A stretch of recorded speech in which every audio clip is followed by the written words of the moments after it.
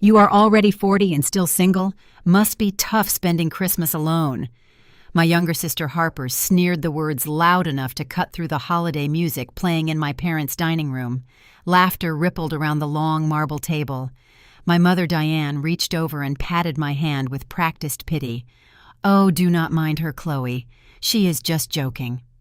I did not look away from Harper. I set my champagne glass down on the coaster, keeping my voice level and quiet. "Do not worry about me. I have been married for a long time." My mother froze mid-toast. The laughter died in the room. When I pulled a folded document from my bag and slid it across the table, my brother-in-law snatched it up. He read the name printed next to mine, and his bourbon glass slipped from his fingers, shattering across the hardwood floor. Before I tell you whose name made a grown man drop his drink, drop your location and local time in the comments.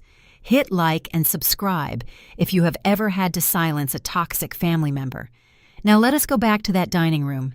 The silence that followed my declaration had mass. It sat heavy over the roasted turkey and the silver cutlery. Harper rolled her eyes and her lips twisted into a smirk. She adjusted her posture, running a hand through her pristine hair.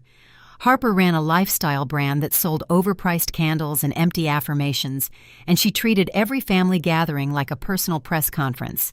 A secret husband, she laughed a sharp, grating sound.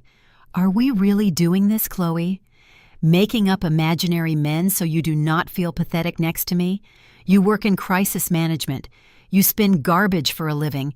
You do not have time to date, let alone hide a whole marriage." My mother sighed and shook her head, playing her favorite role of the benevolent martyr. "Chloe, sweetheart, please. You do not need to invent lies just because your sister is happily married. We accept you as you are." I did not argue. I did not raise my voice. I simply reached into the leather handbag resting at my feet. 10 minutes earlier, Harper had loudly speculated that it was a cheap replica. I unzipped the bag, pulled out a thick sheet of paper bearing the red seal of the state of California, and tossed it onto the table. It glided across the polished marble, coming to a stop right in front of Marcus. Marcus Dubois was Harper's husband. He was a venture capitalist who wore custom Italian suits and loved to name-drop billionaires over appetizers. He picked up the certificate with a scoff, ready to join his wife in mocking whatever fake document he assumed I had printed out. I watched his eyes scan the text. I watched his expression shift from arrogant amusement to pure panic. The blood drained from his face, leaving him looking pale and hollow. His hand began to tremble so hard that the heavy paper shook, making a faint rustling sound in the quiet room. Marcus Harper snapped, annoyed that he was not playing along. "What is it? What does it say?" Marcus did not look at her. He stared at me like I had just pulled a weapon on him. His jaw worked, trying to form words, but his throat seemed paralyzed. Finally, he forced the syllables out, his voice hoarse and unrecognizable. "Julian Sterling," Marcus whispered. Harper frowned, confused. "What? Her husband?" Marcus choked out, dropping the paper as if it burned his fingers. "Her husband is Julian Sterling." The name hung in the air. Julian Sterling. To my parents, it might have sounded like just another wealthy executive featured in the Wall Street Journal. But to Marcus, that name was a deity. Sterling Equity was the apex predator of the financial sector, a private equity behemoth controlling billions in global assets. And for the past 8 months, Marcus had been drowning. He had spent every waking hour begging, pitching, and groveling to Julian's acquisitions team for a $15 million bailout. Harper liked to project the image of a self-made mogul. Her lifestyle brand, Aura, boasted glossy magazine spreads and celebrity endorsements.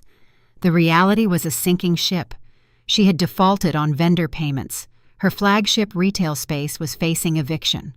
Marcus had leveraged his own venture capital firm to keep her vanity project afloat, and now both of their careers were tied to an anvil heading straight for the ocean floor. Sterling Equity was the only lifeline left willing to look at their toxic ledger, and Marcus just realized the man holding that lifeline was sharing my bed. My father, Richard, finally broke the silence. He slammed his palm flat against the mahogany table, making the silverware rattle. "Stop this nonsense right now, Chloe," Richard barked. His face flushed a deep shade of red. "Do you think we are fools? Do you think we do not read the news? Julian Sterling is a titan. A man in his position does not secretly marry a nameless wage earner who spends her days doing damage control for disgraced tech bros. This is a forged novelty paper. You printed it out to ruin your sister's evening." He sneered the words, leaning back in his chair with a triumphant look, convinced he had just dismantled my little performance. Richard built his entire identity on the illusion of superiority. He leased luxury cars he could barely afford and joined country clubs to rub elbows with men who actually owned the golf courses. To him, I was just the rebellious disappointment who refused to play along with the family charade. Diane quickly nodded along her diamond earrings, catching the chandelier light. "Your father is right," Diane chimed in, her voice dripping with artificial sweetness. "It is a very sad cry for attention, Chloe. If you are feeling lonely, we can set you up with someone from the country club. There is no need to commit fraud at the dinner table." Harper regained her footing. She let out a breathy laugh and reached for her wine glass. "God, Chloe, you actually had Marcus fooled for a second there. You are psychotic. You need serious therapy. You cannot stand the fact that I have a thriving business and a real husband while you have nothing." Marcus did not laugh. He did not move. He kept his eyes glued to the document on the table. He was a finance guy. He knew what a real state seal looked like. He recognized the specific watermark on the paper. I did not raise my voice to match my father. I did not defend my career or my worth. Explanations are for people who need validation. I simply reached forward and flipped the marriage certificate over. Resting directly underneath it was a thick stack of stapled documents. The top page bore the sleek minimalist logo of Sterling Equity. It was not a public document. It was highly classified internal paperwork. Marcus recognized it instantly. A fresh layer of sweat broke out across his forehead. "You have been busy, Marcus," I said, my voice steady and cold. 8 months of relentless emails, 42 phone calls to the Sterling Equity underwriting team, 2 rejected pitch decks, and finally a revised application for a $15 million emergency credit line to rescue your wife's collapsing cosmetics empire before her creditors file for involuntary bankruptcy next Tuesday. Harper dropped her wine glass. It tipped over, spilling dark red liquid across the pristine white tablecloth. She whipped her head toward her husband. "What is she talking about, Marcus?" Harper demanded, her perfectly curated persona fracturing. "You told me the Series B funding was secured. You told me the new product line was fully backed. We just signed the lease for the new distribution center." Marcus swallowed hard. He opened his mouth, but no sound emerged. His tailored suit suddenly looked 2 sizes too big for him. Richard stood up his chair, scraping harshly against the floor. "Enough!" Richard shouted. "You broke into Marcus's office. You stole private business files just to orchestrate this sick prank. I am calling the police. You have crossed a line, Chloe. You are just a bitter woman trying to tear down your sister's success because you could never build your own." I kept my eyes locked on my brother-in-law. I did not steal anything from his office. I replied smoothly. "My husband leaves his briefcase on our kitchen island. He asked me to review a peculiar application that crossed his desk this morning. He found the numbers rather tragic, but he noticed something much more interesting on page 47. I slid the thick file toward Marcus. He flinched as if the paper was radioactive. I reached over, tapped the corner of the final page, and flipped it open. "Let us talk about the collateral, Marcus," I continued. "A $15 million high-risk loan requires a solid guarantor, someone with impeccable credit, someone with liquid assets who is not currently drowning in debt.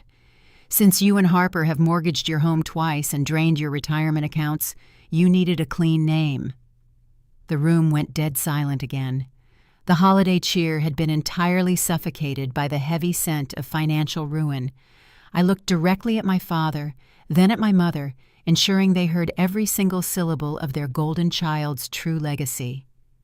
"You are borrowing money from my husband to save your wife's company, Marcus," I said, letting each word land with precise calculation.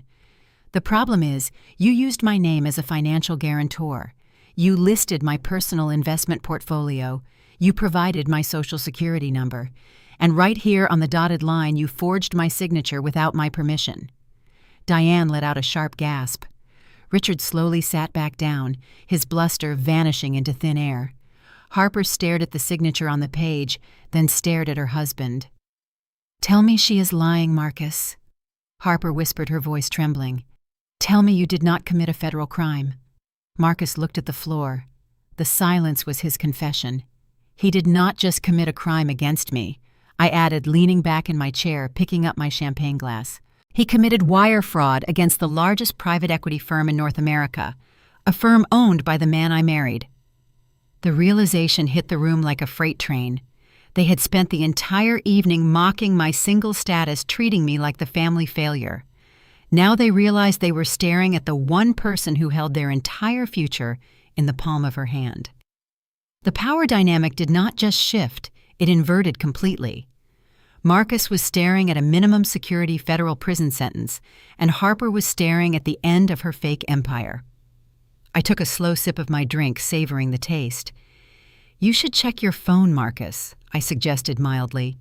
"I believe my husband sent you a follow-up email regarding your application status." Diane lunged across the table. Her manicured nails snatched the loan application from my hands, tearing the corner of the paper in her haste. She squinted at the forged signature, her breathing shallow and rapid. For a fraction of a second, I thought I might finally witness genuine maternal shock. I thought she might look at her son-in-law, the man she constantly praised for his brilliant financial mind, and feel disgust. I should have known better. Instead of turning her wrath on Marcus, she snapped her head toward me. Her eyes narrowed, transforming her face into a mask of pure indignation. "So what?" Diane spat, her voice sharp and defensive. "So he signed your name. Why are you making such a massive scene out of this, Chloe? You are overreacting as usual." I stared at her. My own mother, holding evidence of a felony committed against me, was telling me I was overreacting. But this was the fundamental law of the Evans household. Harper created the disasters. I was expected to finance the cleanup. When we were in college, Harper racked up $20,000 in credit card debt funding spring break trips to Cabo and buying designer shoes. Diane took out a loan in my name to pay it off, telling me it was my duty as the older sister to protect the family reputation. I spent 3 years eating ramen and working double shifts at a crisis PR firm to clear a debt I never incurred. Diane framed it as a character-building exercise. To her, exploiting me was not a crime. It was a family tradition. "If Julian is really your husband," Diane continued, her tone shifting from defensive to demanding, "then this is actually wonderful news. You can just text him right now and tell him to approve the $15 million. You can clear this whole thing up with one phone call." I let out a dry, hollow laugh. "You want me to order my husband to fund a fraudulent application? It is not fraudulent if you agree to it retroactively." Diane insisted, slamming the paper back onto the table. "Marcus is just trying to save your sister's livelihood." He was under immense stress. "You have a successful career. You have a wealthy husband now, apparently. You have more than enough to act as a guarantor. Stop being so incredibly selfish. Family helps family, Chloe. It is just a signature. Do not ruin Harper's life over a piece of ink." The audacity was staggering.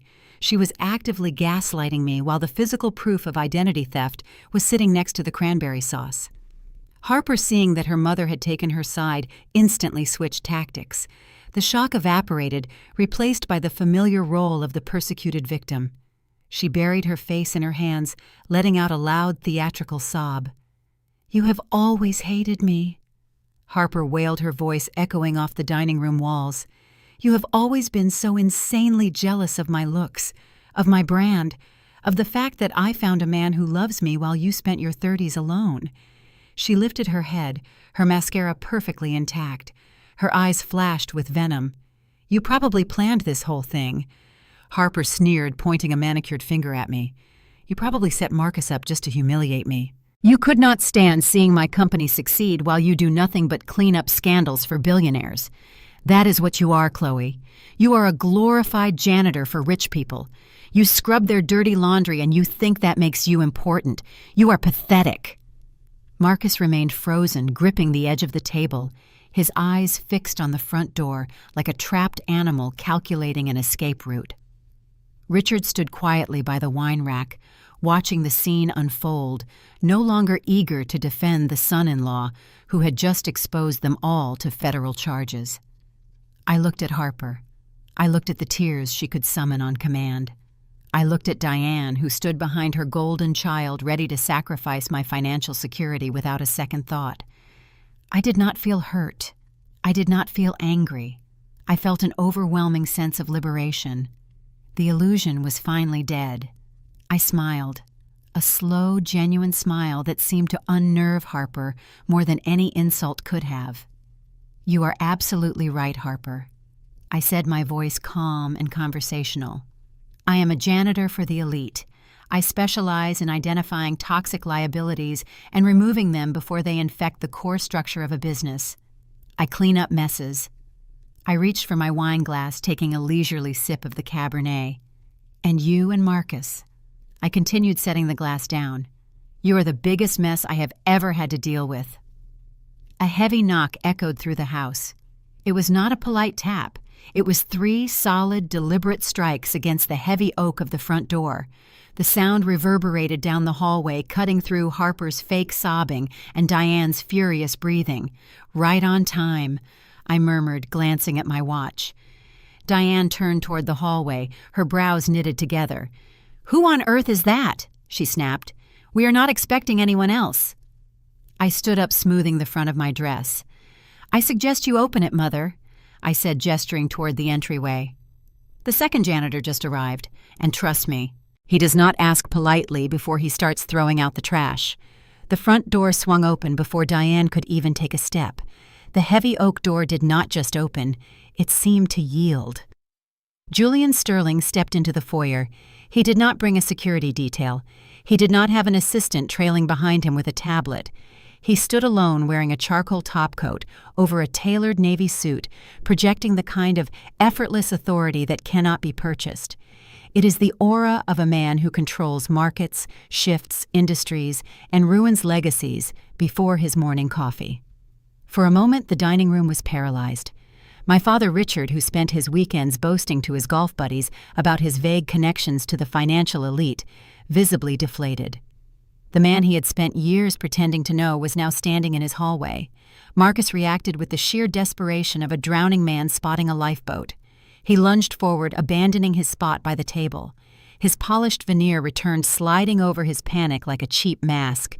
He smoothed his tie and marched toward the entryway, extending his hand with a wide, practiced smile. "Mr. Sterling," Marcus declared, his voice projecting the false camaraderie of a networking event. "What an unexpected honor. I am Marcus Dubois. We have been in correspondence regarding the Aura lifestyle brand. I am so glad you could join us for the holidays. Please come in, partner." Marcus thrust his hand out, waiting for the handshake that would validate him in front of the family. The handshake that would prove he belonged in the same room as a billionaire. Julian did not even break his stride. He walked past Marcus. He did not acknowledge the outstretched hand. He did not blink. He moved with a glacial calm, entirely ignoring the man who had been harassing his underwriting team for 8 months.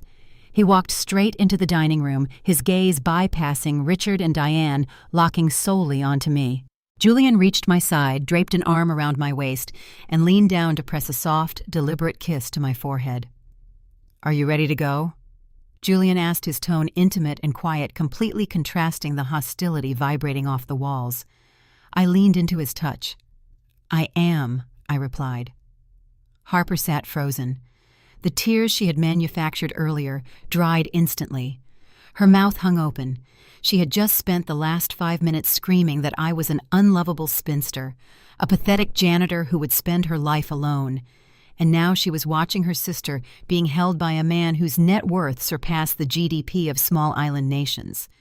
The psychological blow registered on her face. Her entire superiority complex shattered in real time. Julian finally turned to face the room. His eyes swept over the extravagant holiday decor, the towering fir tree dripping with crystal ornaments, the catered feast spread across the table. His expression remained entirely unreadable. "I apologize for the intrusion," Julian stated, his voice smooth and cold as polished ice. "I came to collect my wife, but since I am here, I decided it was more efficient to deliver some unfortunate news in person."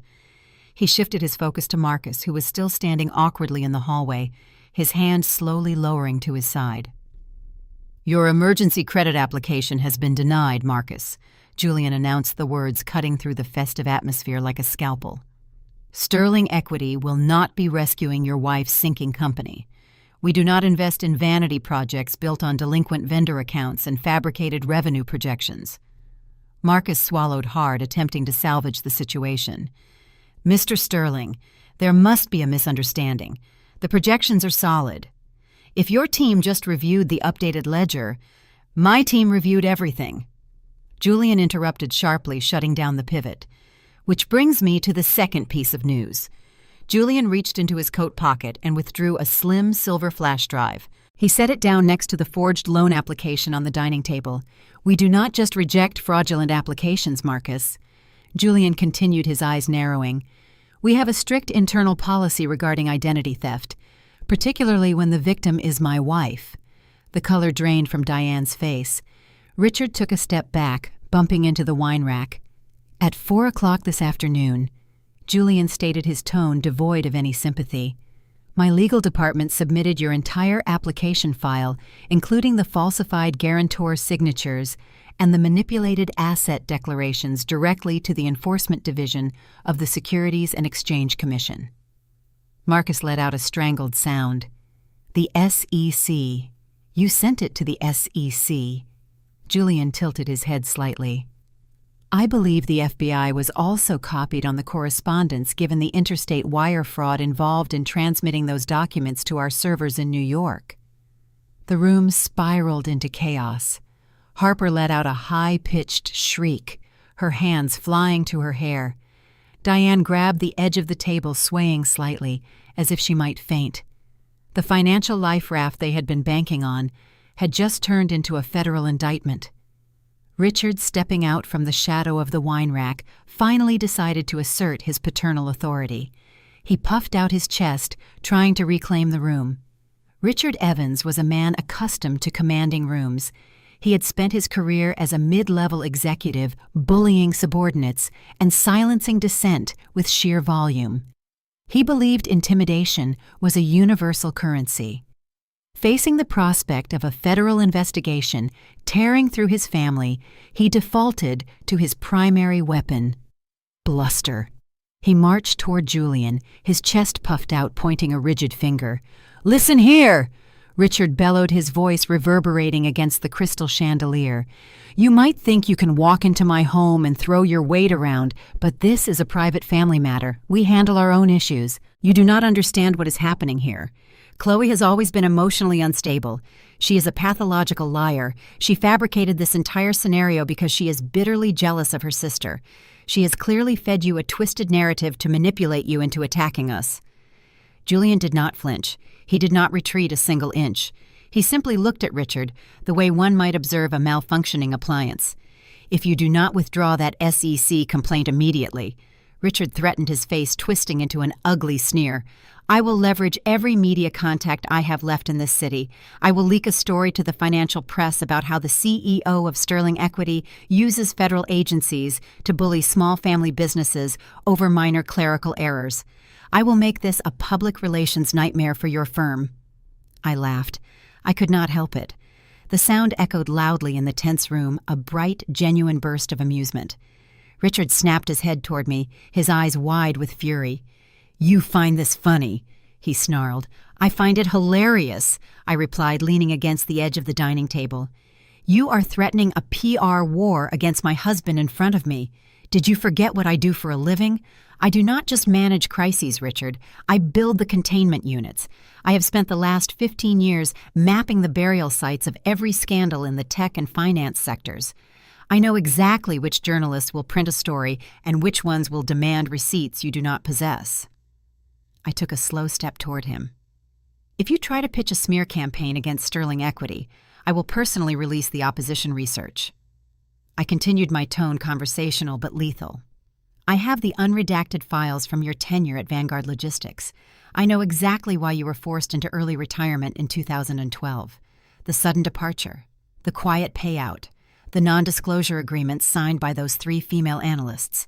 Richard froze. The color drained from his face, leaving a sickly gray pallor. His mouth opened, but the bombastic threats had evaporated. He realized instantly that the daughter he had dismissed as a janitor had been holding the keys to his destruction for over a decade. Diane, witnessing her husband being publicly neutered, snapped. Her pristine facade cracked, revealing the viciousness that had governed my childhood. She lunged forward, her arm raised her hand, arcing through the air, aiming a vicious slap directly at my face. It was the same physical reprimand she had used to silence me since I was 8 years old. The strike never landed. Julian moved with startling speed. His hand shot out, catching Diane's wrist mid-air. The impact was audible, a sharp thwack as flesh met flesh. He did not merely block her strike. He locked his fingers around her wrist, his grip rigid and unforgiving. Diane gasped, her eyes wide with shock. She tried to yank her arm back, but Julian did not release her. He tightened his hold just enough to make her wince. "Do not ever attempt to strike my wife again." Julian commanded, his voice a low, dangerous rumble that filled the room. "Let go of me!" Diane shrieked, struggling against his grip. "Richard, do something!" Richard did not move. He stood paralyzed, staring at the floor. Julian leaned in closer to Diane, his expression completely devoid of mercy. "If you even think about raising a hand to her," he stated, enunciating every syllable, "I will make a single phone call. I will purchase the commercial bank currently holding the second mortgage on this property. I will call in the loan immediately, and I will have you evicted onto the street before the new year." He released her wrist with a forceful shove. Diane stumbled backward, clutching her arm, her chest heaving as she stared at him in horror. The physical threat was neutralized, the financial threat was established, but the true devastation was about to begin. Marcus, who had retreated toward the kitchen archway, decided to make one final desperate gamble. Marcus, realizing the SEC complaint was already processing and the eviction threat was genuine, panicked. The polished venture capitalist image disintegrated, leaving a frantic man looking for a scapegoat. He backed away from Julian, putting the dining table between them. "It was not my idea." Marcus shouted, his voice cracking as he pointed a trembling finger directly at my father. "Richard made me do it. He told me to use Chloe's name." Richard whipped around, his jaw dropping. "What are you talking about, you spineless coward?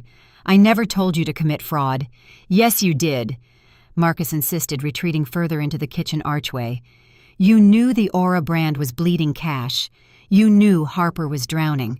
But you needed the loan approved just as badly as we did. You needed the kickback to cover your gambling markers. Do not stand there and deny it, Richard.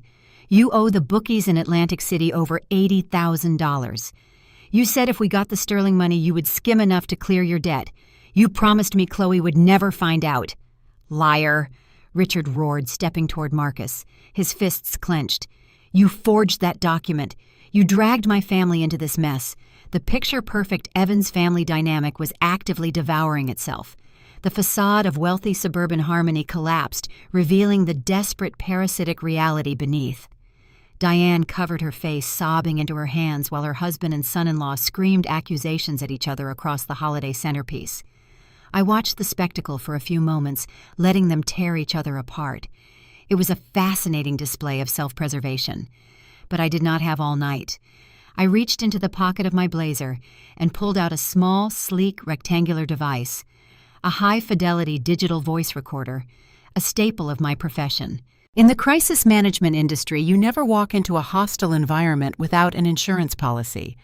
I had discreetly secured it beneath the edge of the dining table 10 minutes before Harper arrived. I pressed a button, pausing the argument instantly. "I hate to interrupt this compelling game of musical chairs," I announced, raising the device slightly. "But neither of you gets to write the narrative tonight. The truth is already on the record." I hit play. The audio was pristine, capturing the ambient hum of the refrigerator, followed by hushed, urgent voices from the kitchen earlier that evening. Harper's voice echoed from the small speaker, crisp and unmistakable. "We have to submit it tonight, Marcus. The vendors are threatening to lock us out of the warehouse by Monday. Just send the file." Marcus's voice replied, laced with anxiety. I forged her signature, Harper. "If Sterling Equity runs a deep background check and flags the discrepancy, Chloe will find out. It is a federal offense." Harper scoffed a dismissive, cruel sound. "So what? It is Chloe. She is spineless. She has been bailing us out since college. Even if she figures it out, she will not report us. She cares too much about Mom's approval. And if the worst happens and Sterling triggers an audit, we just play the crazy card." "The crazy card," Marcus repeated, sounding unsure. "Yes," Harper snapped, impatient. "We tell the investigators she has a history of severe mental instability. We say she is a schizophrenic who suffers from delusions. We say she agreed to sign the paperwork during a manic episode and forgot. No court will take the testimony of a documented head case seriously. We neutralize her completely. Just hit send, Marcus." I hit the stop button. The silence in the dining room returned heavier and colder than before. The recording laid it bare. It was not a desperate mistake made under pressure. It was a calculated, premeditated strategy to exploit my identity and, if necessary, destroy my sanity to protect their fraud. Harper, the golden child. The beacon of the Evans family. Success had casually proposed gaslighting me into an institution to save her cosmetics company. Harper stared at the device in my hand, her eyes wide, unblinking. The color had completely vanished from her face. She looked like a ghost standing in a designer dress. Julian stepped beside me, slipping his hand into mine. His grip was warm, steady, an anchor in the freezing room. That recording, Julian said, his tone clinical, was sent directly to my legal team 5 minutes ago. It will be attached as Exhibit A in the federal indictment. Harper realized the trap had snapped shut. There was no spinning this. There was no PR campaign that could salvage a recorded conspiracy to commit fraud and perjury. She slowly turned her gaze from the recorder to me. The panic in her eyes hardened, morphing into something far more dangerous. The facade cracked. Harper did not attempt to apologize. She did not beg for forgiveness or offer a tearful excuse about the stress of entrepreneurship. The moment the recording confirmed she could not lie her way out of the indictment, the victim persona vanished entirely. The shift was visceral. Her posture straightened, her shoulders squared, and a sneer twisted her features into something ugly and unrecognizable. She stepped forward, closing the distance between us. "You think you are so clever." Harper spat, her voice dripping with a venom I had never heard before. "You sit there with your smug little recorder and your billionaire husband playing the martyr. You deserve everything we did to you, Chloe, every single bit of it." Diane gasped, clutching her chest. "Harper, please do not say things you do not mean. I mean every word." Harper yelled, turning her fury on our mother for a split second before locking eyes with me again. "Look at her. Look at this sad, pathetic woman. You have been a failure since the day you were born, Chloe. You spent your entire life hiding in the background, letting everyone walk all over you. You exist to be useful to me. That is your purpose. That is the only reason this family tolerates you." She gestured wildly around the room, indicating the opulent surroundings. "Aura is the face of the Evans family," Harper declared, her voice rising to a frantic pitch. "My brand represents success, beauty, and status. What do you represent? Damage control. You scrub the internet for degenerates. Sacrificing your credit score to save my company was not a crime. It was a logical business decision. You were a necessary casualty to protect the asset that actually matters. Me." The room watched the golden child undergo a complete metamorphosis. This was not sibling rivalry. This was full-blown narcissism stripped of its polite camouflage. She honestly believed that destroying my life was a justifiable operational expense. I did not interrupt her tirade. I stood there, my hand resting lightly in Julian's, listening to the rationale of a woman who viewed human beings as disposable commodities. When she finally paused to catch her breath, her chest heaving, her eyes wide and manic, I reached over to the table. I picked up my wine glass. The Cabernet was room temperature now. I took a slow, deliberate sip. "You make an excellent point, Harper," I said, setting the glass down. The chime of the crystal against the marble coaster was the only sound in the room. Business decisions should never be clouded by sentimentality. Sentiment is a liability. It makes you vulnerable. It makes you reckless. I smoothed an invisible crease on my skirt, keeping my gaze fixed on her. You operated under the assumption that I was sentimental. You assumed I would let you use me as collateral because we share a last name. But you forgot one crucial detail. I am very good at my job, and my job is neutralizing threats. Harper scoffed, crossing her arms. You are not a threat, Chloe. You are a snitch with a tape recorder. You think you can scare me with the SEC. My lawyers will tie them up in paperwork for years. Aura will survive this. We will restructure. We will pivot. I nodded in agreement. A restructuring is definitely in order. In fact, the process has already begun. I reached into my blazer pocket again, not for a recorder this time, but for my phone. I tapped the screen, opening a specific email thread. You see, Harper? I continued, my tone casual, almost bored. When Julian's acquisitions team flagged the irregularities in your loan application 8 months ago, they did not just reject it. They conducted a comprehensive audit of your corporate structure. They mapped your debt. They identified your vulnerabilities. And they forwarded that intelligence directly to me. Harper's arms uncrossed. A sliver of doubt pierced her manic confidence. What are you talking about? I learned that Aura was propped up by a consortium of angel investors. I explained, pacing slowly across the room. 3 distinct venture capital groups who pumped initial seed money into your brand based on your fabricated revenue projections. Over the past 4 weeks, those investors became increasingly anxious about your delayed vendor payments and your erratic management style. They were looking for an exit strategy, a way to cut their losses before the company went completely under. I stopped pacing, standing directly in front of her. Business is devoid of emotion, Harper. As you so eloquently stated, it is about protecting the asset. So I offered them an exit. I purchased their shares, all of them. I bought out the angel investors quietly through a series of blind trusts and shell corporations. Harper stopped breathing. Marcus, who had been watching from the kitchen archway, let out a low, horrified groan. As of yesterday afternoon, I stated clearly, ensuring every word resonated. I hold 60% of Aura's voting shares. I am the majority shareholder, Harper. I own your company. The silence returned, suffocating and absolute. Harper's mouth opened, but no words formed. The arrogant sneer dissolved, replaced by a look of sheer, unadulterated terror. Her knees visibly trembled, threatening to give way beneath her. The empire she had just boasted about, the brand she claimed was the face of the family, now legally belonged to the sister she had tried to institutionalize. The hostile takeover was complete, and I was not finished dismantling the board. I tapped the screen of my phone, bringing up the draft I had prepared hours before the dinner. It was a formal communication addressed to the remaining board members of Aura, including the legal team and the chief financial officer. The subject line read, Emergency Board Action, Immediate Removal of Chief Executive Officer. I pressed send.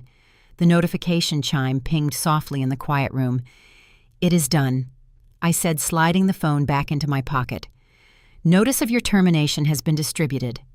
Harper, as majority shareholder, I have formally removed you from the position of CEO, effective immediately, citing severe financial mismanagement and pending federal fraud investigations. You no longer have access to the corporate accounts. Your building pass will be deactivated by midnight. Harper snapped. The psychological shock transitioned into physical violence. She let out a feral scream and lunged across the distance, her hands hooked like claws aiming for my face. Marcus caught her before she could cross the threshold. He wrapped his arms around her waist, dragging her backward. Harper thrashed, kicking and screaming, spitting curses that echoed off the high ceilings. Marcus struggled to hold her, his eyes darting nervously toward Julian, who stood beside me, his posture rigid and alert, ready to intervene if Marcus lost his grip. "Stop it, Harper," Marcus hissed, wrestling her away from the table. "Are you trying to get us killed? Stop!" She eventually collapsed against him, sobbing hysterically, the sound raw and ugly. The glamorous lifestyle guru was reduced to a frantic, disheveled mess on the dining room floor. Richard, witnessing his favorite child being stripped of her title and her dignity, finally stepped forward. The bluster had returned, fueled by a desperate need to reclaim control of the narrative. "You will undo this immediately, Chloe," Richard commanded, his voice shaking with rage. "You will draft a transfer agreement right now and assign those shares back to the family trust. You will not steal your sister's company. If you do not reverse this, I will cut you out of this family forever." I will disown you. You will be dead to us." I looked at him, the man who had ignored my existence unless he needed a scapegoat or a signature, the man who was currently threatening to disown me for taking control of a company his other daughter had destroyed. Disown me. I repeated the word, tasting foreign and absurd on my tongue. I leveled a cold stare at him. "Did you forget my profession, Richard? I clean up disasters. I isolate toxic elements and remove them to protect the host. This family is the most contaminated environment I have ever encountered. You cannot disown me because I am already excising you from my life." I took a deliberate step toward him. "And for the record," I continued, my voice dropping to a harsh whisper, "I did not steal Aura. I bought it legally, and I did not even need to use Julian's money to do it." Richard scowled confusion mingling with his anger. "How the hell did you afford 60% of a corporate buyout? You do not make that kind of money scrubbing press releases." I smiled, a tight, humorless expression. "I afford it because I am an excellent investor," I explained. "I started with a very specific seed fund. Do you remember the merit scholarship I won when I was 18? The full ride to Stanford that mysteriously vanished. The one you claimed was revoked due to a bureaucratic error forcing me to take out crippling student loans to attend a state school." Richard froze. The aggressive posture dissolved instantly. "I found the bank records 5 years ago." I continued, enjoying the dawning horror on his face. "You intercepted the check. You forged my endorsement and deposited the funds into a private brokerage account under your name. You stole my college tuition to cover your early gambling losses." Diane let out a choked gasp, staring at her husband in disbelief. "You told me her grades slipped," Diane whispered. "You told me Stanford rescinded the offer." Richard could not look at his wife. He stared at me, his breathing shallow. "When I uncovered the account, I did not confront you," I stated. "Confrontation requires expecting an apology, and I knew you were incapable of one. Instead, I used my connections to quietly gain power of attorney over that specific account, citing your declining health.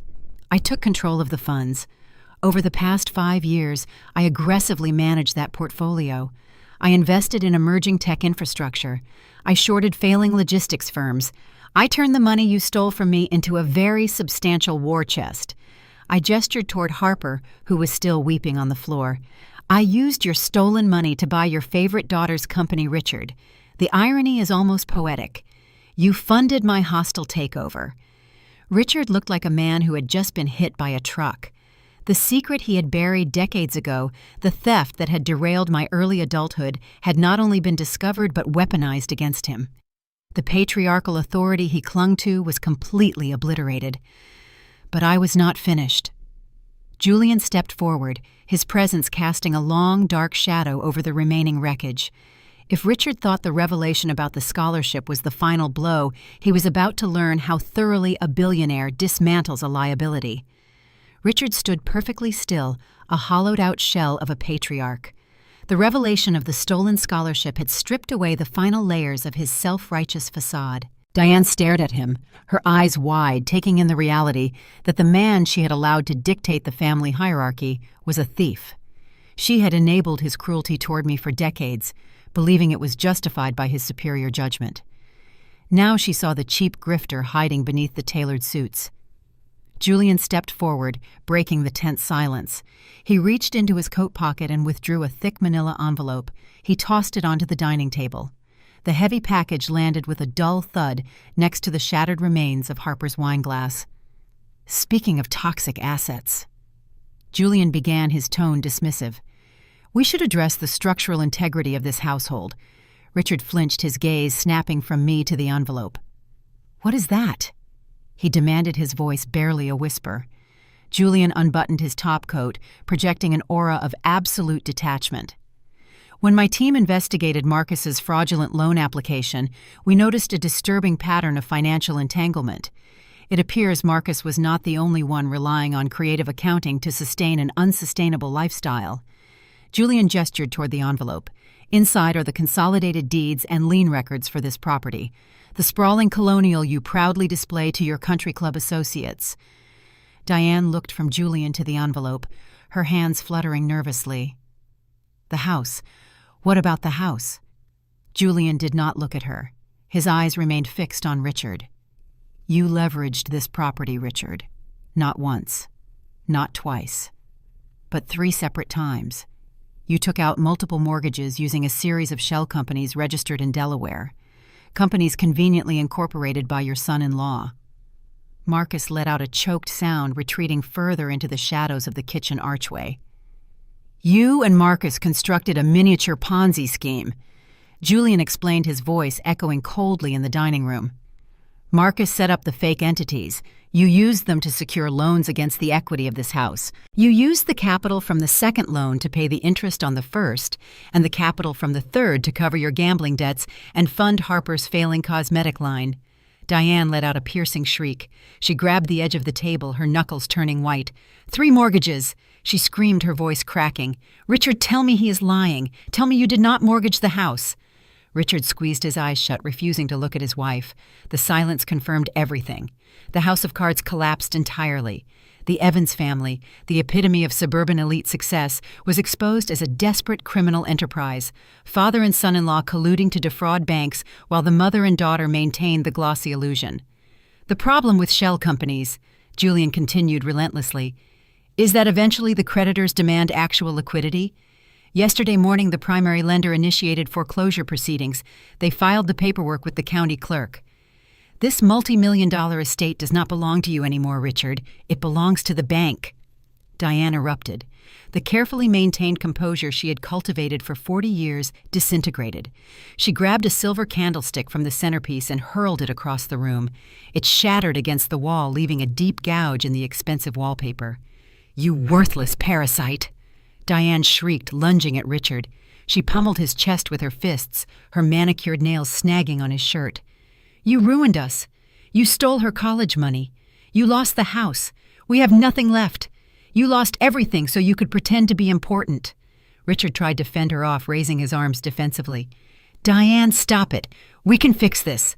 I can make some calls. Who are you going to call? Diane howled, stepping back and grabbing a porcelain serving dish. The bookies.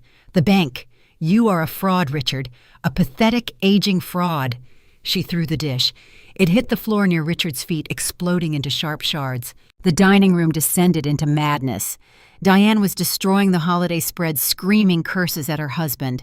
Harper was sobbing uncontrollably on the floor, mourning the loss of her company and her impending social exile. Richard was cowering, deflecting his wife's rage, while his entire identity crumbled around him. And Marcus. I glanced toward the kitchen archway. Marcus was no longer watching the spectacle. He was slowly edging backward, his eyes darting toward the rear exit. The realization that he was deeply implicated in both the aura fraud and the real estate scam had finally overpowered his shock. He was trying to slip away unnoticed, hoping to reach his car and whatever cash he had hidden away before the authorities arrived. I was not going to let the architect of my forged signature walk out the back door. Marcus moved with the quiet desperation of a cornered animal, while Diane hurled a crystal gravy boat at Richard, and Harper continued her breakdown on the Persian rug. He slid silently along the wall toward the kitchen. He knew the layout of the house. Past the kitchen island lay the mudroom, and beyond that, the heavy oak door leading to the driveway. He had parked his leased Porsche near the exit, his trunk likely holding the go-bag he kept for emergencies. He was banking on the chaos. He assumed I was too distracted by the implosion of my parents' marriage to notice him slipping away. I was not distracted. I had anticipated his exit strategy the moment Julian dropped the manila envelope. Marcus! I called out, my voice slicing cleanly through the sound of shattering porcelain and Diane's shrill accusations. He froze, his hand hovering inches from the swinging kitchen door. He slowly turned his head. His tailored suit was rumpled, his tie askew. The polished veneer of the successful venture capitalist was entirely gone, replaced by the hunted look of a man realizing his options had evaporated. If I were you, I would not open that door, I advised, shifting my stance, adjusting the cuffs of my blazer. It is very cold outside, and the reception will not be pleasant. Marcus let out a ragged, breathy laugh, a sound devoid of humor. You think you can keep me here, Chloe? You think because your husband is rich, you can hold me hostage in this madhouse? You are delusional. You are just a PR flack playing God. I am leaving, and neither you nor your billionaire bodyguard is going to stop me." He turned away from me, gripping the brass handle of the heavy oak door. He shoved it open, stepping onto the snow-covered patio with frantic urgency. He did not make it past the first step. A blinding beam of white light hit him squarely in the face, cutting through the dark winter evening. Marcus threw his hands up, shielding his eyes from the high-intensity tactical flashlight. "FBI! Show me your hands!" A sharp, authoritative voice commanded from the driveway. As my eyes adjusted to the glare, I saw the silhouettes emerging from the shadows. 3 federal agents wearing dark windbreakers bearing the FBI insignia, flanked by 2 uniformed officers from the State Economic Crimes Division. Their badges glinted under the streetlights. They had quietly surrounded the perimeter while the drama unfolded inside. Marcus stumbled backward, his bravado instantly collapsing.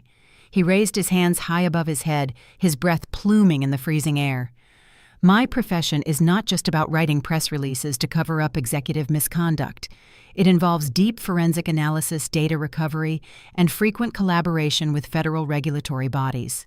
When I discover a liability, I do not just report it. I hand-wrap the evidence.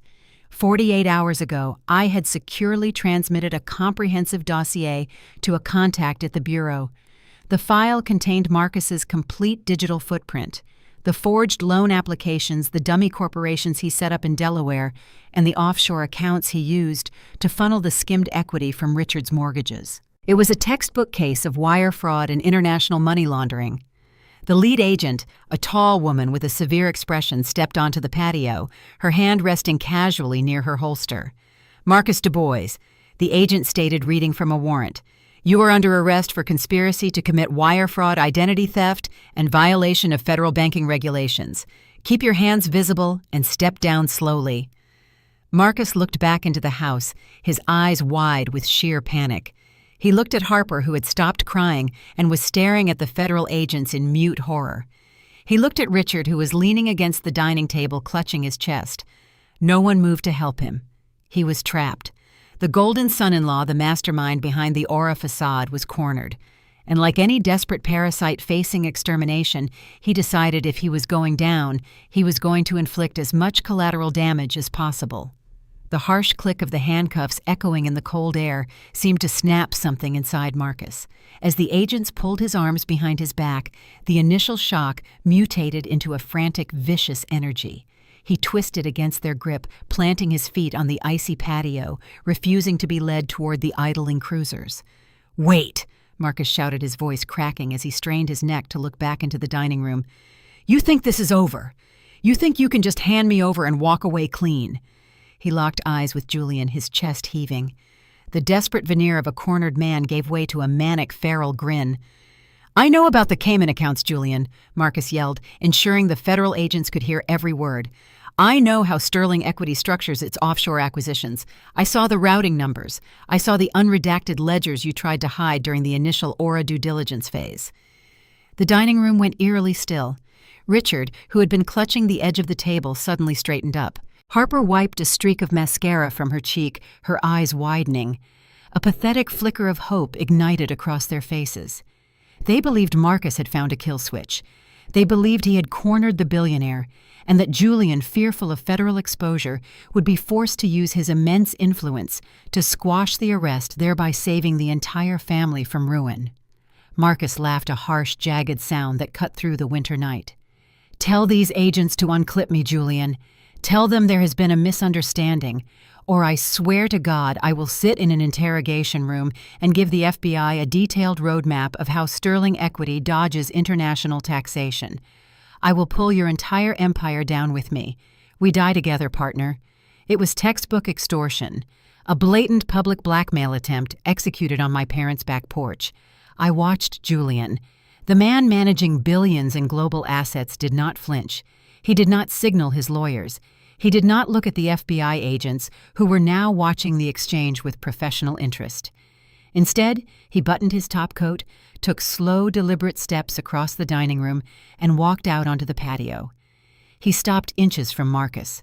The contrast was striking.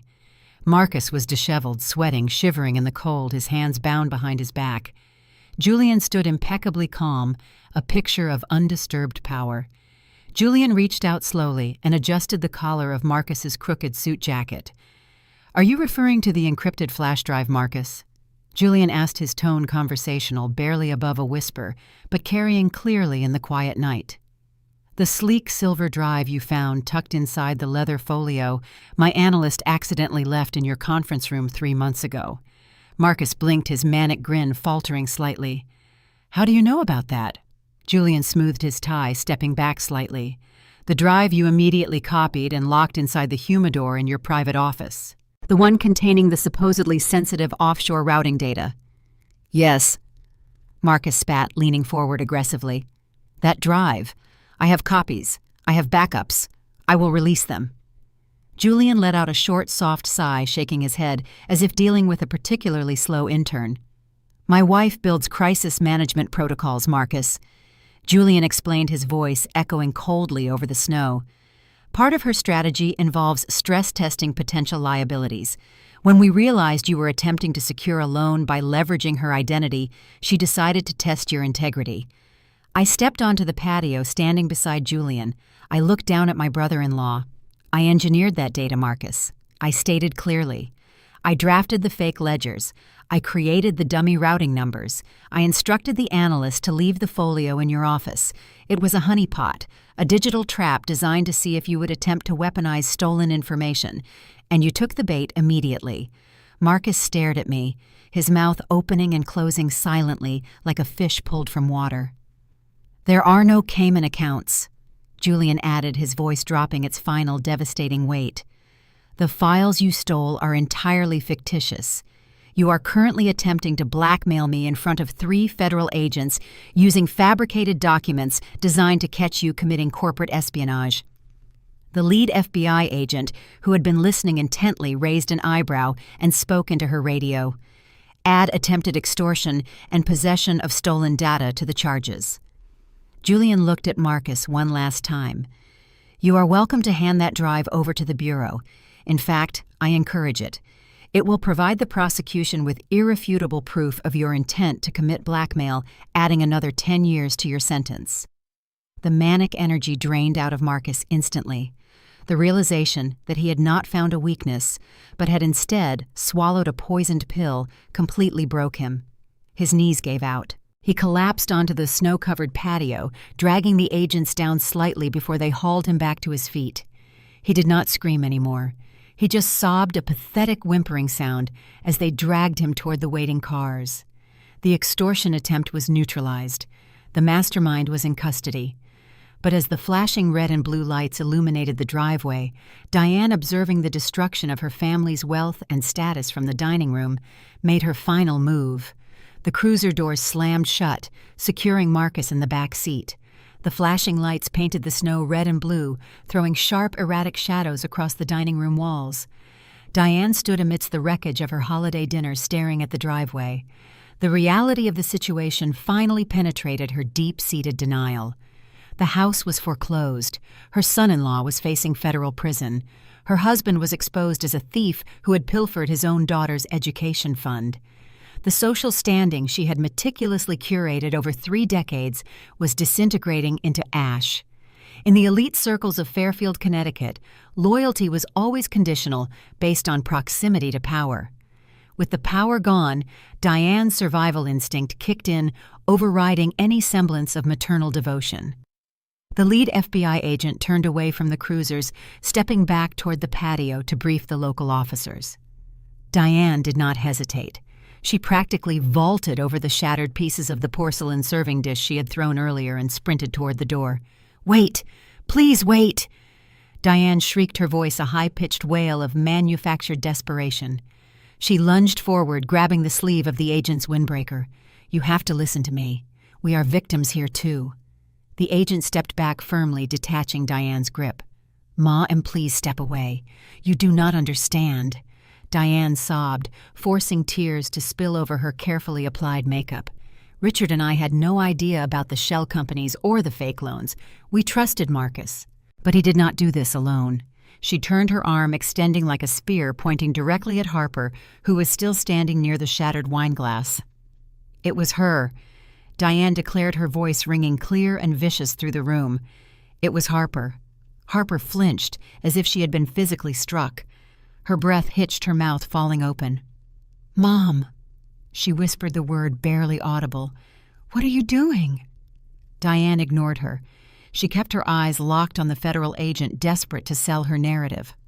Harper was failing. Her cosmetics company was bleeding money because of her reckless spending. She is addicted to the lifestyle. The designer clothes, the vacations, the image. She refused to downsize. She badgered Marcus, constantly demanding he find the capital to keep her brand afloat. She pressured him into forging those documents. "Mom, stop," Harper begged, taking a halting step forward. I did not know he forged Chloe's name. I swear, she knew everything." Diane insisted relentlessly, throwing her golden child directly under the wheels of the federal investigation. She told me Marcus had found a creative financing solution. She bragged about securing the Sterling bailout. She drove him to commit wire fraud to protect her own ego. Arrest her. She is the mastermind. Richard and I are completely innocent. We were manipulated by our own daughter. The betrayal was absolute. For 30 years, Harper had been the favored child, shielded from consequences, propped up by stolen funds and constant praise. Diane had nurtured Harper's narcissism, encouraging her to view everyone else, including me, as expendable resources. Now facing the loss of her own freedom and status, Diane utilized that exact same ruthless logic against her favorite creation. Harper stared at the woman who had spent a lifetime coddling her. The psychological armor she wore, the arrogance, the sense of entitlement, shattered completely. The realization that she was just as disposable as I was broke her. Harper's knees buckled. She collapsed onto the floor, the designer dress she had flaunted earlier pooling around her in a crumpled mess. The high-pitched, hysterical sobbing returned, but this time it was not a manipulation tactic. It was the sound of total systemic failure. She looked around the room. Marcus was gone. Richard was staring blankly at the wall, offering no protection. Diane was actively trying to hand her over to the FBI. She had no allies left, no one to absorb the impact of her choices. Except me. Harper crawled forward, her hands sliding over the cold hardwood floor. She dragged herself across the dining room, leaving a trail of smeared makeup and ruined dignity until she reached my feet. She grabbed the hem of my skirt, her knuckles white, her face slick with tears. "Chloe, please," Harper wailed, looking up at me with raw, undisguised terror.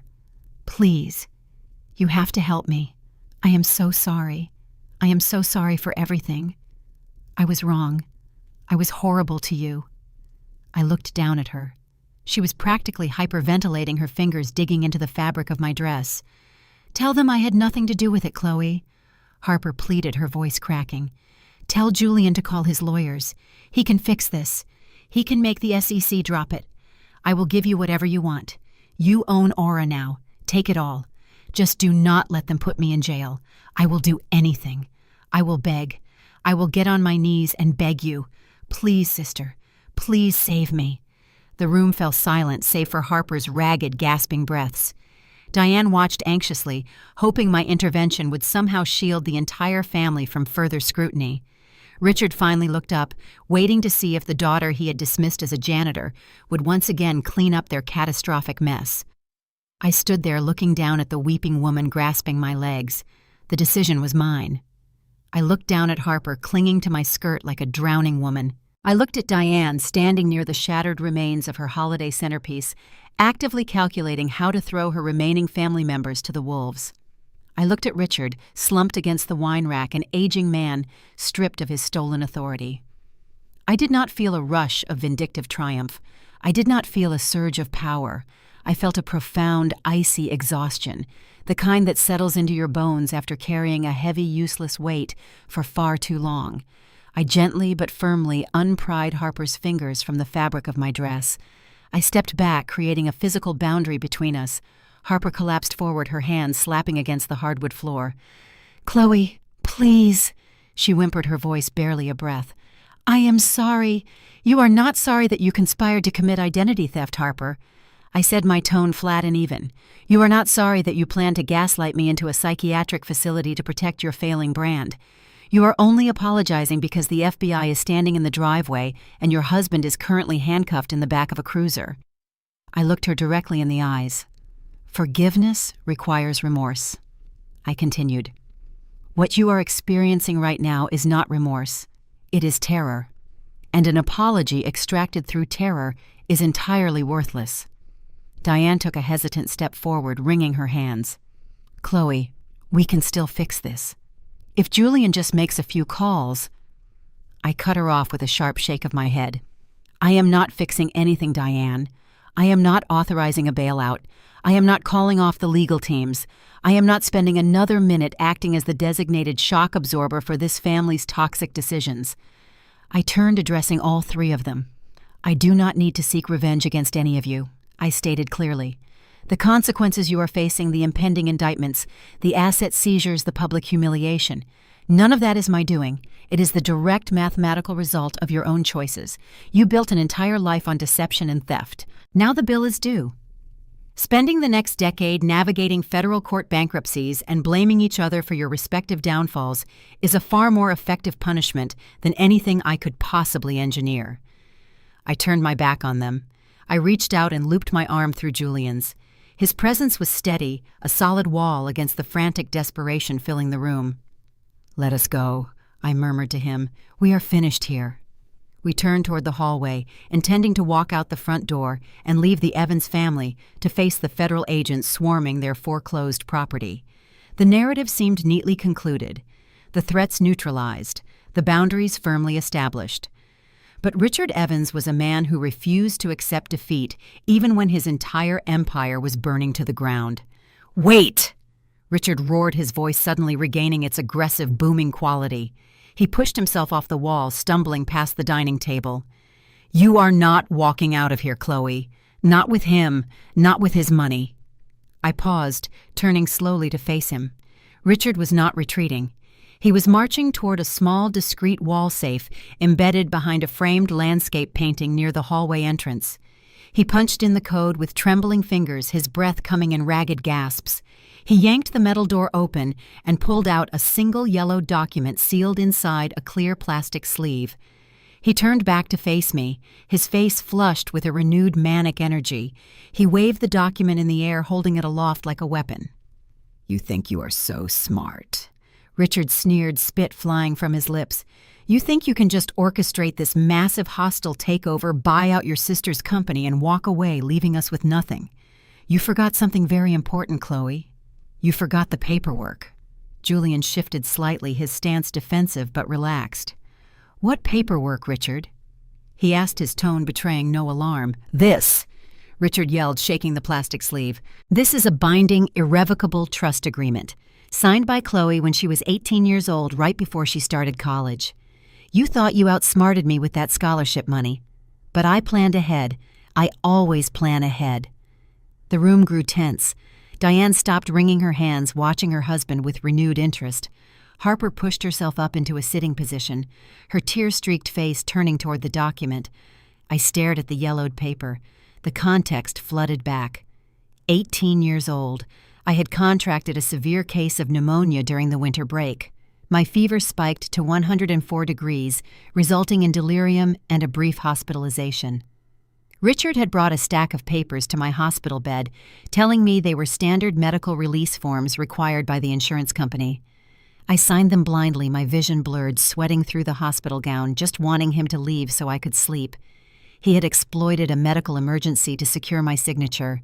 According to this legally binding contract, Richard declared, his voice dripping with triumphant malice, I am the primary beneficiary of the Evans Family Trust, and Chloe, as the designated grantor, committed 50% of all her future intellectual property, corporate holdings, and personal assets to this trust, including any shares acquired in private equity ventures. He pointed a stubby finger directly at me. That means 50% of the Aura shares you just bought belong to me. Richard stated, a cruel smile stretching across his face.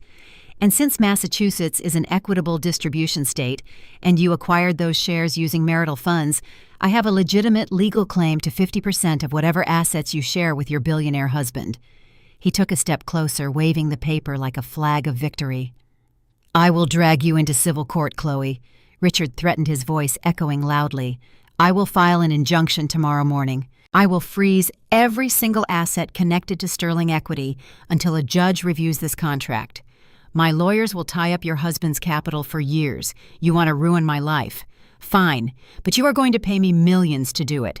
Hand over the money or I execute the injunction." The dining room felt as though the air had been suddenly vacuumed out. The chaotic noise, the shattering of porcelain, the frantic shouting vanished, replaced by a suffocating silence. Richard Evans stood in the center of the wreckage, his chest heaving, his face slick with sweat. He clutched the plastic sleeve containing the yellowed paper like a lifeline. He truly believed he had executed a masterstroke. In his mind, he had cornered the crisis manager and paralyzed the billionaire. Diane slowly lowered her hands from her face. A spark of predatory hope ignited in her eyes. Harper, who had been weeping inconsolably on the floor, pushed herself up into a kneeling position, staring at her father with renewed reverence. If Richard could force an asset freeze, if he could drag Julian Sterling into a protracted legal battle, they might actually extract a settlement large enough to cover their debts. They were waiting for a legal miracle. Julian frowned. It was a subtle shift in his otherwise impenetrable expression, a slight tightening of his jaw. He stepped laterally, interposing his broad shoulders between Richard and me, his protective instinct overriding his detachment. He understood the implications of a civil injunction. Even a frivolous lawsuit based on a coerced contract could freeze operational capital and trigger catastrophic audits for a firm the size of Sterling Equity. The two FBI agents standing near the kitchen entrance exchanged a cautious glance. They were federal law enforcement mandated to handle criminal fraud and extortion. A civil contract dispute over intellectual property rights and familial asset distribution was entirely outside their jurisdiction. They remained stationary, observing the sudden shift in leverage, but powerless to intervene against a potentially valid legal document. Richard, emboldened by Julian's defensive shift and the federal agents in action, took a confident step forward. The bluster returned in full force. "You hear that, Chloe?" Richard sneered, jabbing the document aggressively toward my face. "You thought you could outplay me. But a contract is a contract. You signed this of your own free will. My lawyers will tear you to pieces in open court. We will subpoena your banking records. We will audit your husband's firm." He leaned in closer, his voice dropping to a menacing rasp. "Pay up," Richard demanded. "Transfer the deed to the Aura shares back to Harper and authorize a $10 million settlement from your husband's accounts by tomorrow morning. Or I walk into the courthouse at 9 a.m. and file the injunction. I will freeze every single asset connected to your name." The situation appeared completely inverted. The patriarch seemingly possessed the ultimate trump card, capable of neutralizing my entire strategy and dragging Julian's empire into a muddy public legal battle. The Evans family watched me, anticipating fear, expecting capitulation. I did not blink. I did not step back behind Julian. I looked at the yellowed paper encased in the plastic sleeve. I looked at the signature I had scrawled blindly while burning with a 104-degree fever. Then I looked directly into my father's eyes. I gently reached out, extending my fingers. I did not snatch the document. I did not move aggressively. I moved with a deliberate, terrifying calm. I pinched the corner of the plastic sleeve and smoothly pulled the document out of Richard's grasp. He allowed me to take it, a smug grin plastered across his face. He believed I was capitulating. He assumed I wanted to read the fine print to confirm my own defeat. I held the paper up, examining the faded ink under the harsh glare of the dining room chandelier. I traced the faded ink of my own signature with my thumb. The room was so quiet I could hear the sharp intake of Richard's breath as he waited for my surrender. Instead, a slow, brilliant smile spread across my face. It was not a tight corporate smirk. It was a genuine expression of profound satisfaction. "You know, Richard," I said, my voice carrying clearly, echoing off the high ceilings and the shattered crystal. My legal team has scoured every county archive and digital database in the state for the past 5 years trying to locate this specific original document, but you kept it hidden very effectively." Richard's smug grin faltered, his brow furrowed in confusion. "What are you talking about?" he demanded. I ignored him. I turned my body, pivoting away from my father and lifting the yellowed paper high in the air, directing it toward the 2 FBI agents standing near the kitchen entrance. "Agents!" I announced, my voice ringing with absolute clarity. "This document is not a civil asset division contract." I took a slow, deliberate step toward the federal officers. "This is the original foundational charter for the Offshore Shell Trust, established in 1999. I stated ensuring every single word carried the necessary legal weight. A trust created by Richard Evans designed specifically to evade over $12 million in federal corporate taxes following the collapse of his first logistics firm. He used my name and my Social Security number to establish the entity shielding his illegal capital behind his minor daughter." The silence in the dining room ruptured. Diane let out a sound that was half gasp, half scream. Harper scrambled backward on the floor, her eyes wide with shock. Richard stumbled, his face contorting into an expression of sheer primal terror. He lunged forward, reaching wildly for the document. "Give that back to me!" he roared, his voice cracking. Julian intercepted him effortlessly. He stepped smoothly into Richard's path, planting a hand firmly in the center of my father's chest and shoving him backward. Richard staggered, hitting the edge of the dining table and collapsing into a chair, gasping for air. The lead FBI agent moved swiftly, crossing the dining room and stepping onto the patio. She pulled a pair of latex gloves from her pocket, slipping them on before gently taking the yellowed paper from my extended hand. She examined the seal and the signature, her eyes scanning the text rapidly. "We have been building the tax evasion case against you for 3 years, Richard." I explained, my tone devoid of any sympathy. "We had the routing numbers. We had the offshore bank statements. But the IRS requires the original foundational document to definitively link the Shell Trust to the primary beneficiary and prove premeditated intent. Without this specific piece of paper, the federal prosecutors could only pursue minor penalties." I looked down at the man who had tormented me for decades. "You just handed the federal government the missing murder weapon, Richard," I said, watching the reality crush him.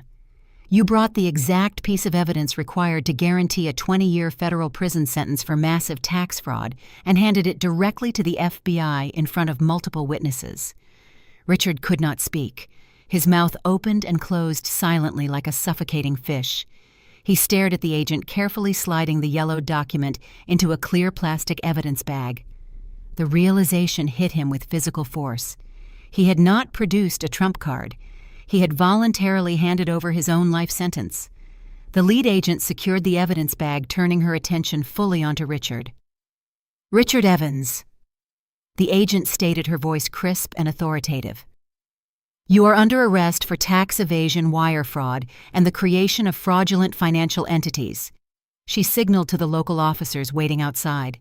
2 uniforms stepped into the dining room, pulling a pair of heavy steel handcuffs from their belts. The ultimate patriarch, the man who believed he could control everyone around him through intimidation and financial manipulation, had engineered his own complete destruction. He had spent 20 years hiding the proof of his crimes, only to pull it out of a safe and wave it in the air, thinking it was a weapon. The sharp metallic click of the steel handcuffs locking around Richard's wrists cut through the dining room. It was a harsh, unforgiving sound. The officers pulled his arms behind his back, forcing his tailored jacket to bunch awkwardly around his shoulders. The man who had spent his entire life commanding boardrooms and terrifying his dependents was suddenly reduced to a trembling suspect. He did not fight the officers. His legs barely seemed to support his weight. The realization that he had handed the federal agents the exact document required to lock him in a federal penitentiary had paralyzed his nervous system. The lead agent began reciting the Miranda rights.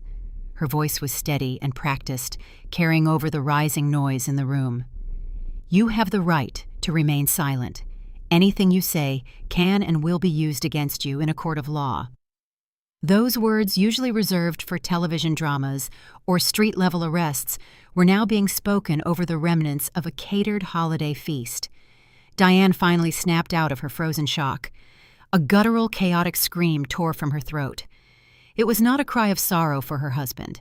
It was the terrified shriek of a woman realizing her country club membership, her luxury cars, and her social standing were evaporating into thin air.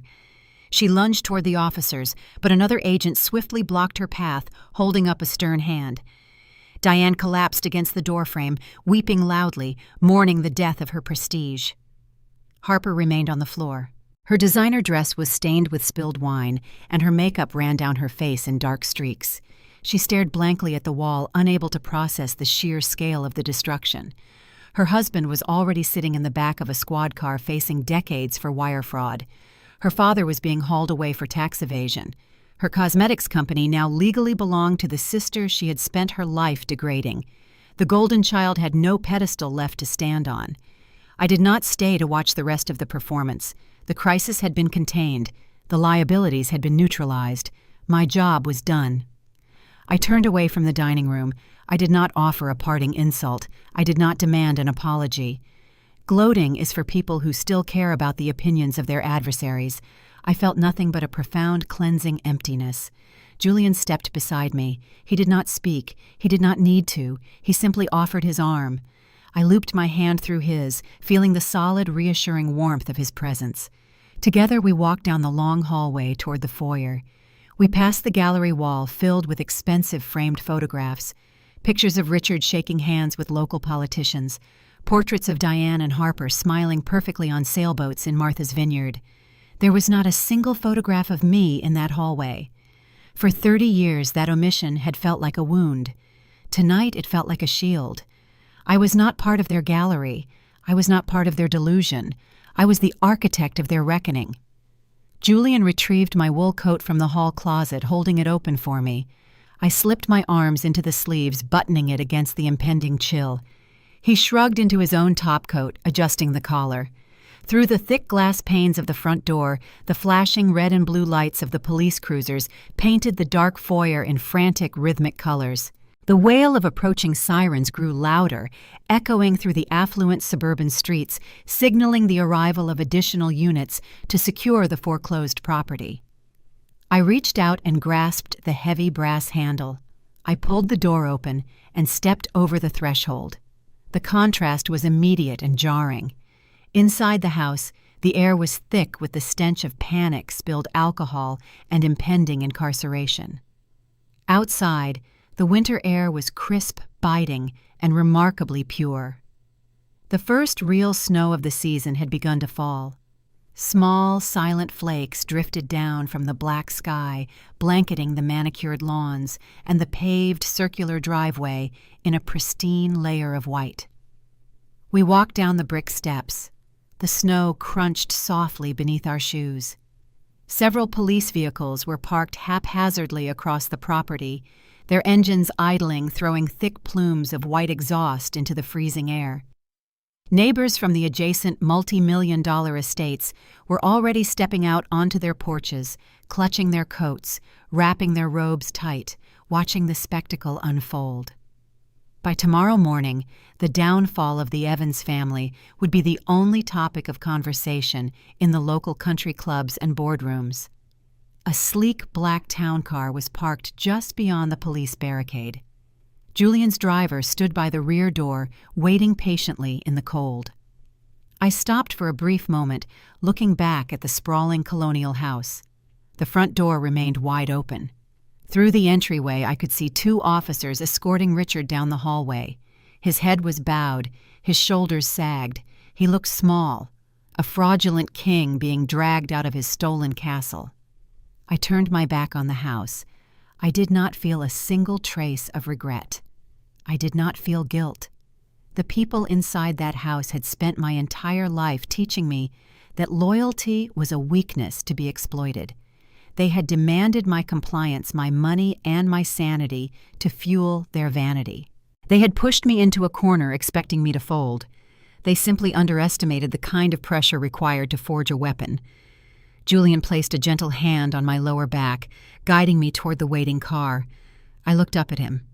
The cold wind ruffled his hair, but his eyes were warm, focused entirely on me. He had not intervened to fight my battles. He had simply stood beside me, ensuring no one could interrupt while I fought my own. I slid into the plush leather seat of the town car. Julian climbed in beside me, and the heavy door closed, shutting out the noise of the sirens and the cold winter wind. The interior of the car was quiet, insulated, safe. I reached across the center console and twined my fingers with his. He squeezed my hand, a silent affirmation of everything that had just transpired. The driver shifted the car into gear, and we pulled away from the curb, leaving the flashing lights and the shattered legacy far behind us.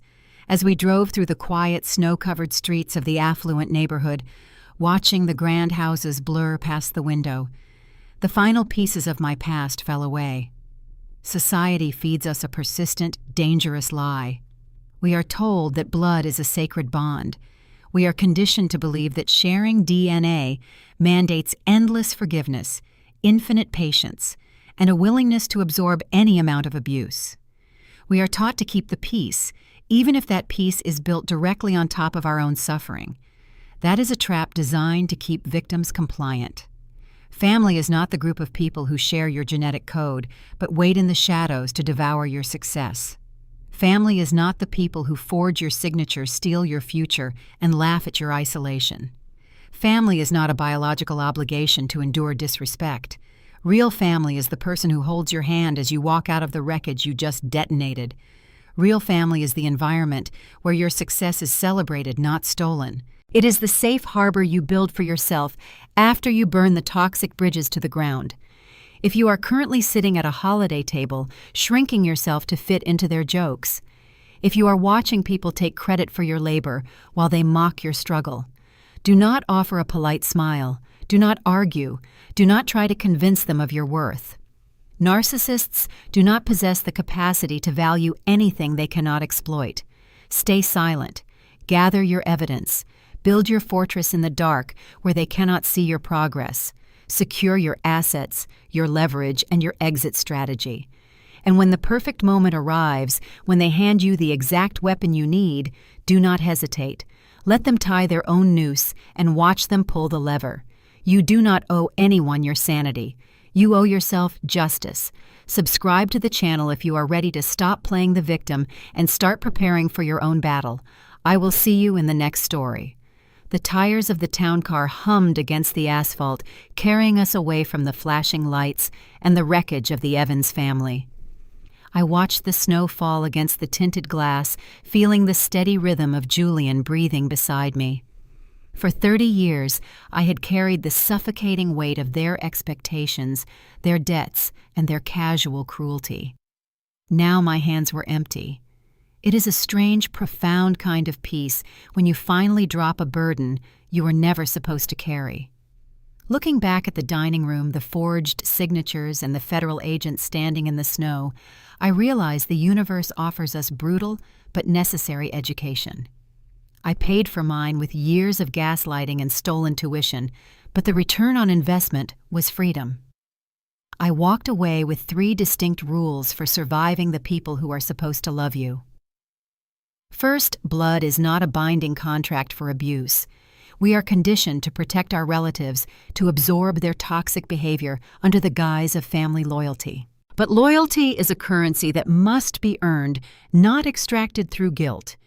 If the people sharing your genetic code view your success as a threat and your identity as collateral, they are not your family. They are simply predators wearing a familiar mask. You are allowed to sever that connection without a single ounce of hesitation. Second, never announce your moves to an enemy who thrives on chaos. Narcissists feed on your emotional reactions. When they insult you or steal from you, your instinct is to scream, to argue, to demand justice. Swallow that instinct. Silence is a far deadlier weapon. Let them believe they have won. Let them revel in their unearned arrogance. While they are busy celebrating, you must become an archivist. Collect the bank statements, record the conversations, and map their vulnerabilities.